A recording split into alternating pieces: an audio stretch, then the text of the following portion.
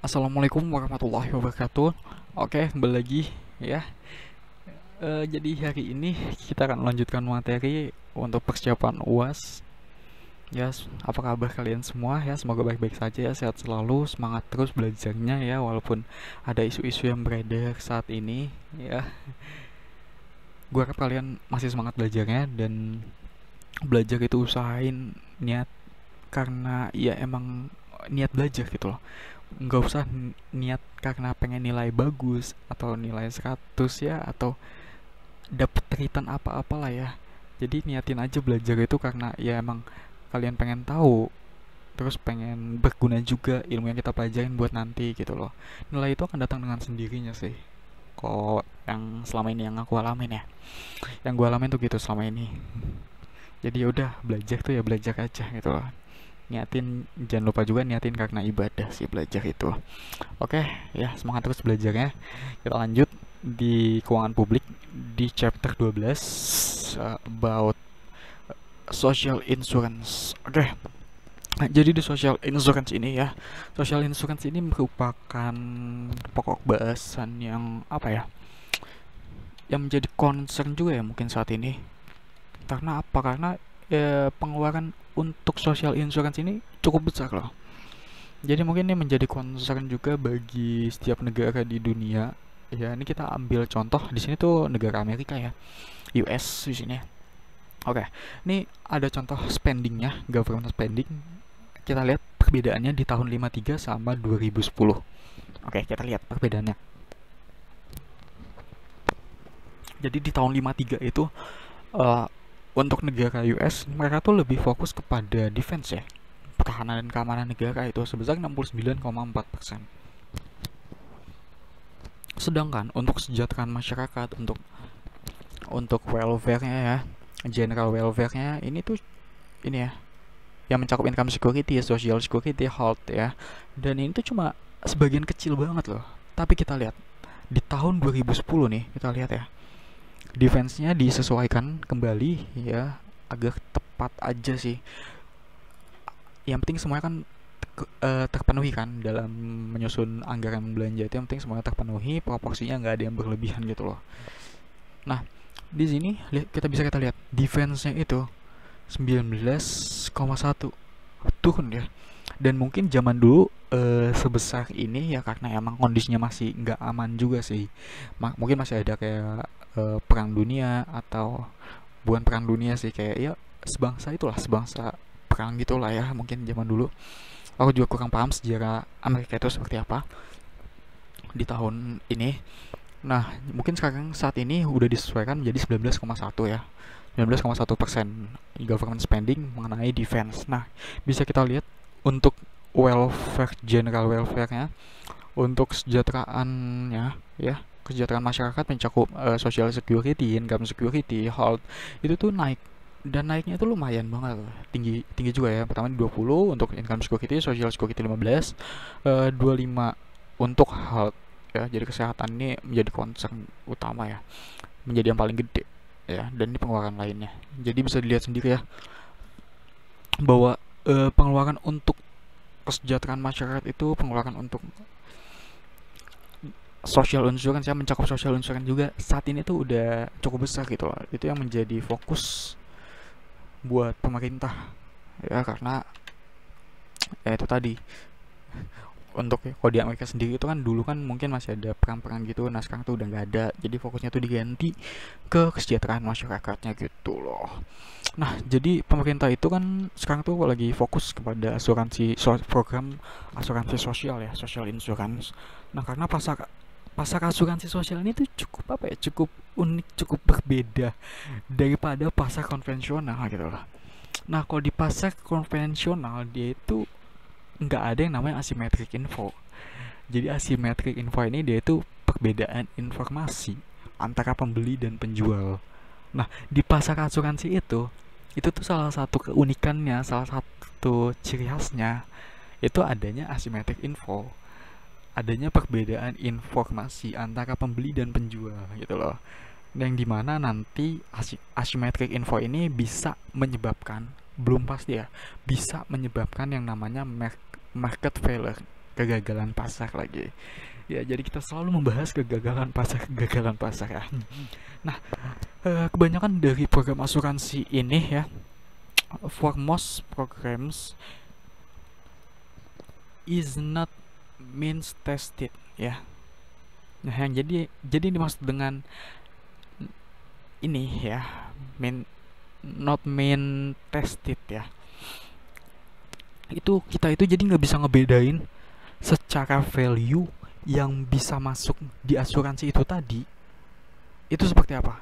Jadi kita tuh nggak bisa milih individu itu ya yang masuk asuransi berdasarkan pendapatan atau berdasarkan aset yang dia miliki gitu loh. Oke, kita lanjut ya. Nah, what is insurance ya? Oke, asuransi itu apa sih ya? Nah, mungkin kalian tuh juga udah tahu lah asuransi itu apa ya, karena ini istilah-istilah umum sekali di kehidupan kita ya. Jadi asuransi itu ya, kalau di sini bisa lihat, insurance is a promise. Dia itu sebuah janji to make some payment ya, sebuah janji atas pembayaran kepada nasabah. Jadi dia itu merupakan sebuah janji dari siapa? Janji dari perusahaan asuransi, perusahaan penyedia asuransi kepada nasabah jika terjadi hal-hal buruk gitu, hal-hal yang tidak diinginkan ya. Contohnya itu kan kayak misalnya terjadi sakit, nah itu tuh ada asuransi tuh yang ngebiayain ya, gitulah ya contohnya. Nah, tentunya untuk mendapatkan pembayarannya itu untuk ketika sakit, misal ketika sakit kan dibiayain sama pihak asuransi kan, ketika memang kita ikut program asuransi. Nah, tentunya untuk mendapat pembiayaan, mendapat supaya intinya tentunya itu untuk apa ya, tentunya itu supaya biaya rumah sakit kita dibayarin sama pihak asuransi itu kan kita dapat nggak cuma-cuma ya nggak sih. Kita tuh dapat dengan cara apa? Dengan cara kita bayar sejumlah uang yang dinamakan dengan paymentnya ini, yang dinamakan dengan premi ya, premi asuransi. Nah, jadi premi asuransi ini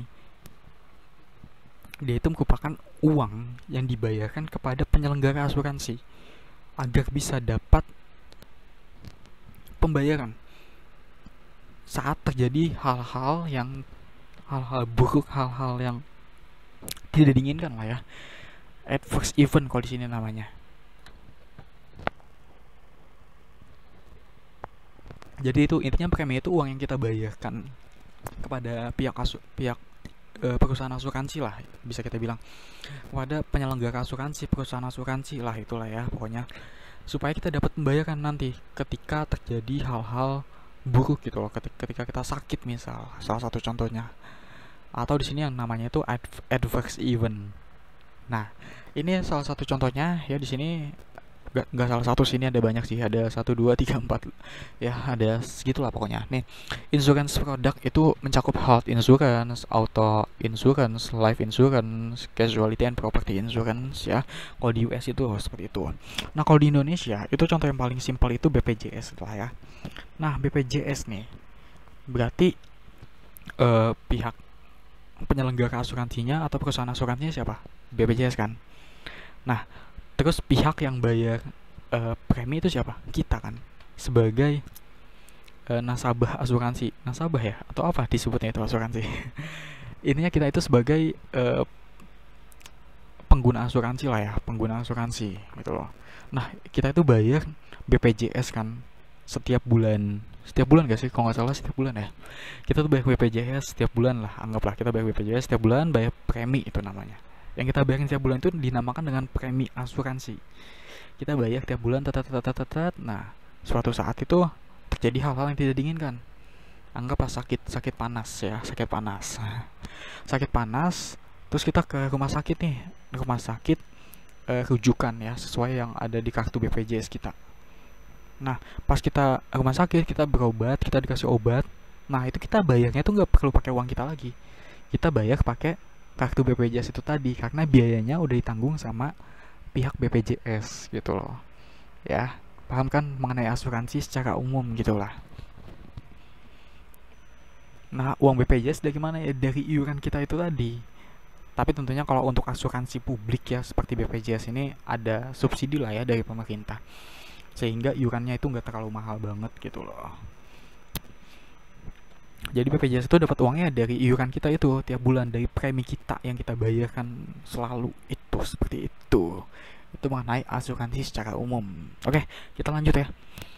Why do individual value insurance? Nah, jadi kenapa sih tiap orang itu menilai bahwa asuransi itu berharga gitulah ya. Bisa lihat di sini, insurance is valuable ya. Asuransi itu sangat bernilai gitu, sangat berharga buat para individu ya, buat kita khususnya ya. Kita ini kan individu ya. Nah, karena dengan adanya asuransi ini, orang itu bisa melakukan yang namanya apa di sini? Consumption smoothing. Jadi itu. Nah, consumption smoothing ini itu apa gitu? Consumption smoothing. Jadi consumption smoothing ini kalau kita bahasa Indonesiain berarti apa ya? Smoothing, perataan konsumsi ya, perataan konsumsi gitulah ya kurang lebih. Jadi gini loh, gini. Gua ambil sebuah contoh. Anggaplah pendapatan kita selama 2 tahun ya, 2 tahun. Selama 2 tahun itu pendapatan kita itu 1.000 nih.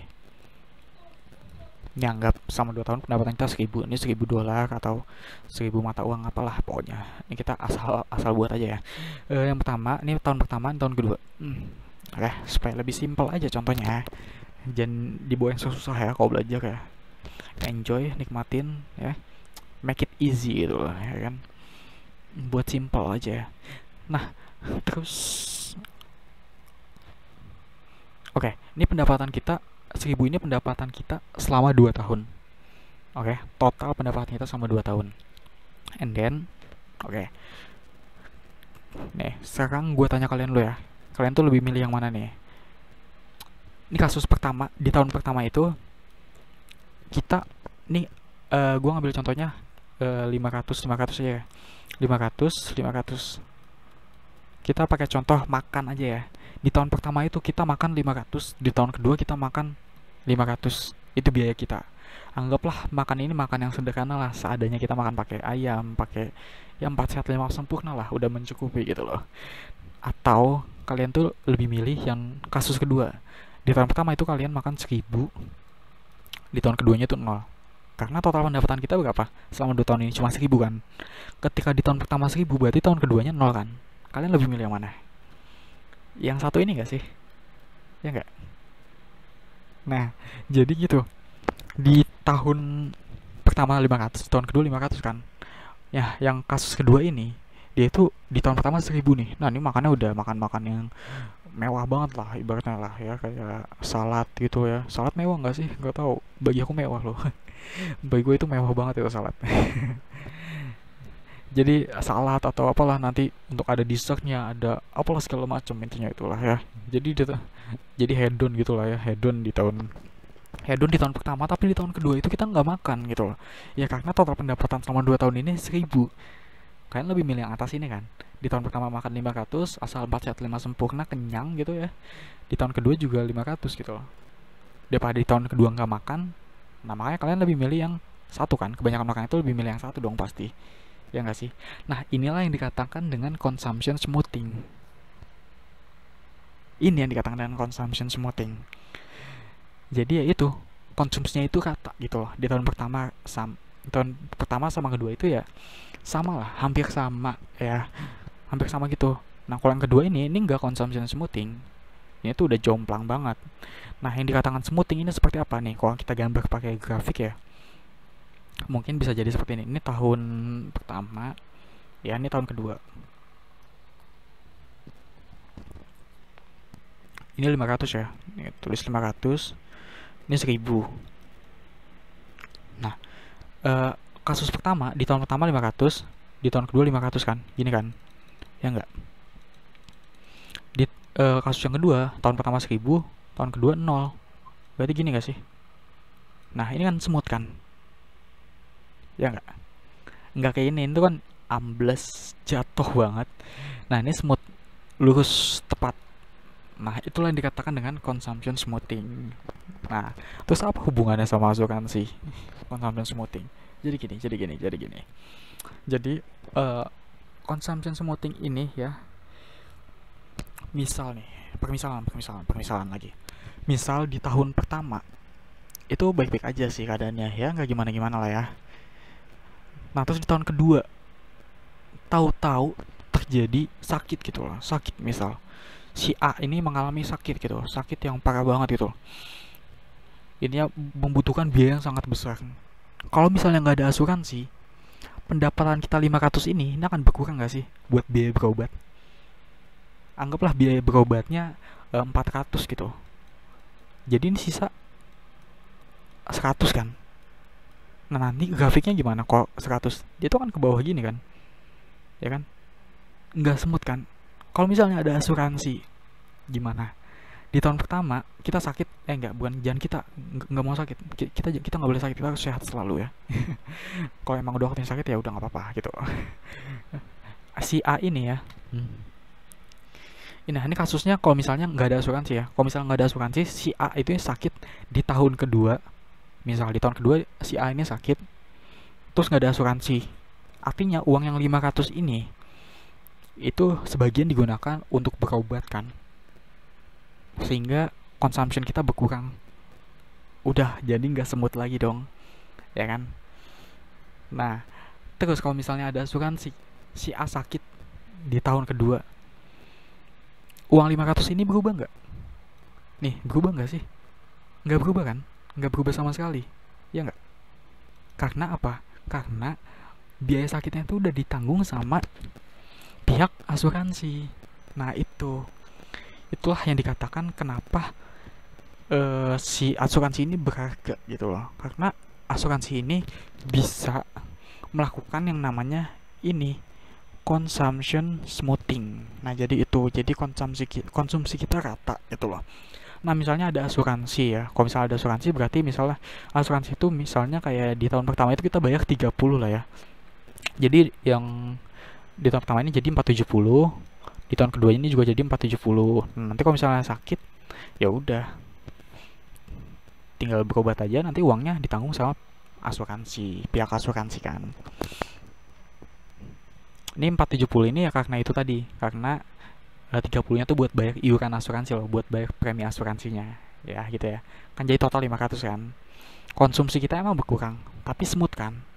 Ya nggak sih? Dibanding kalau misalnya kita nggak ikut asuransi, nanti di tahun kedua ini kan tadi kan si A ini sakit kan. Nanti bakal habis banget, nanti jadi nggak smooth gitu loh. Di tahun pertama oke dia bisa makan, tapi tahun kedua ini makannya itu malah jauh banget nggak smooth, jauh banget berkurang gitu loh. Oke, paham kan sampai sini kan? Kalau belum paham diulang aja ya. Ini video learning, enjoy, oke? Jadi kalau misalnya ada hal-hal buruk yang terjadi, ya tenang aja, ada asuransi gitu loh. Jadi konsumsinya itu tetap stabil. Jadi biaya-biayanya itu di cover ya sama pihak asuransi. Jadi kan apa ya, kayak masa depan itu kan nggak nentu kan, seperti apa kan, uncertain gitu loh. Yang mungkin aja di masa depan tuh nanti bisa aja konsumsi kita tuh nggak smooth gitu loh. Maka dari itu supaya lebih aman ya ada pihak asuransi. Nggak apa-apa kita tiap bulan atau tiap tahun gitu kita bayar gitu ya, tapi kita akan kayak merasa kayak lebih tenang gitu loh mungkin ya. Nggak tahu sih setiap orang seperti apa, ya kurang lebih seperti itulah mengenai consumption smoothing. Jadi kenapa asuransi itu berharga ya karena itu tadi, asuransi itu menyebabkan bisa melakukan yang namanya consumption smoothing gitu. Oke, kita next. Nah, ini contoh ya, salah satu contoh why do individual value insurance ya. Salah satu contoh kenapa asuransi itu berharga. Nah, bukan salah satu contoh kenapa asuransi berharga sih, lebih tepatnya contoh kenapa consumption smoothing itu penting ya.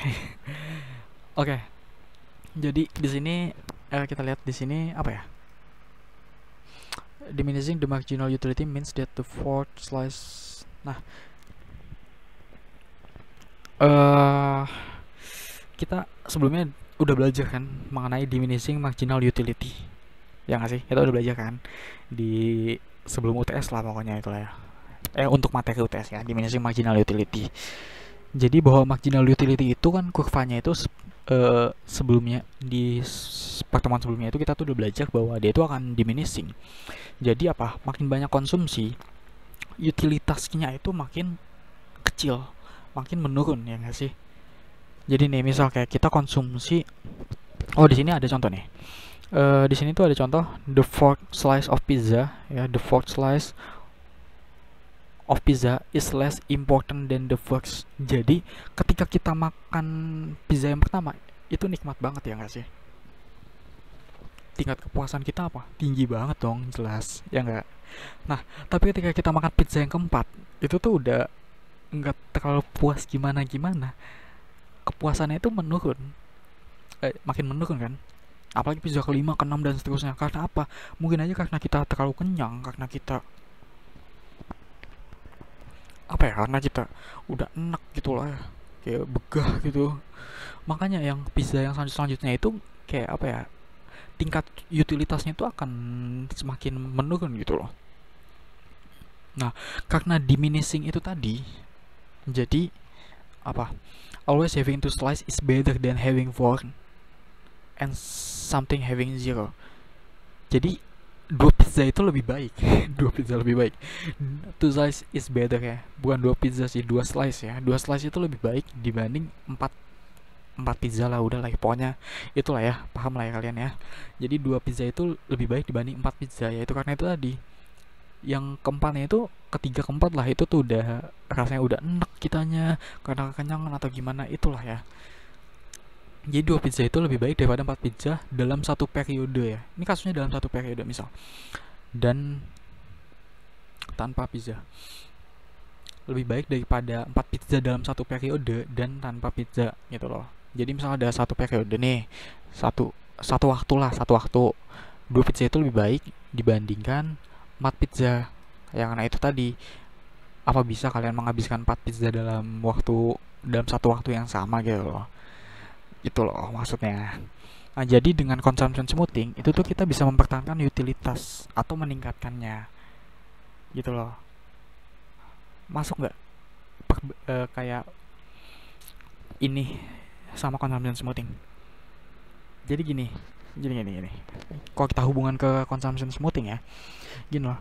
Jadi tadi kan apa? Dua pizza itu lebih baik kan? Karena itu tadi, karena makin lama itu ya itu tingkat kepuasan kita makin menurun kan. Jadi lebih baik kita dalam satu waktu ini kita tuh nggak langsung empatnya ini loh kita konsumsi. Kita beli dua aja dulu gitu loh. Nah, duanya lagi nanti aja belinya. Nih, ini sama kayak tadi sih kasusnya. Nih, ini waktu pertama, ini waktu kedua kan. Kita lebih milih beli dua atau beli empat. Terus beli nol gitu loh. Kok beli dua ini kan masih enak kan, kayak masih kenyang lah, pas gitu loh di perut ya kan. Enggak, ini tuh enggak gini sih. Nah, atau kita beli 4 nih. Ini pilihan pertama itu di sini, ini satu, ini pilihan kedua. Kita beli 2 dulu. Itu kan kenyang kan, pas di perut gitu lah, anggaplah ya. Daripada kita beli 4, yang keempatnya itu kayak enak gitu atau gimana lah gitu lah pokoknya ya. Nah, kita lebih baik beli yang 2 ini kan. Nah, ini kan kita punya uang 4 nih. Kita punya uang, kita punya WTP, kita punya kemampuan buat beli 4 kan. Nah, mending kita beli dua-dua dulu. Supaya apa? Supaya pizzanya itu masih terasa enak gitu loh. Nah, inilah yang dikatakan dengan consumption smoothing kan. Dibanding kita langsung beli 4 gitu, toh nantinya ujung-ujungnya kita akan begah gitu loh. Atau ya, intinya tingkat kepuasannya itu akan menurun gitu loh. Ya kan?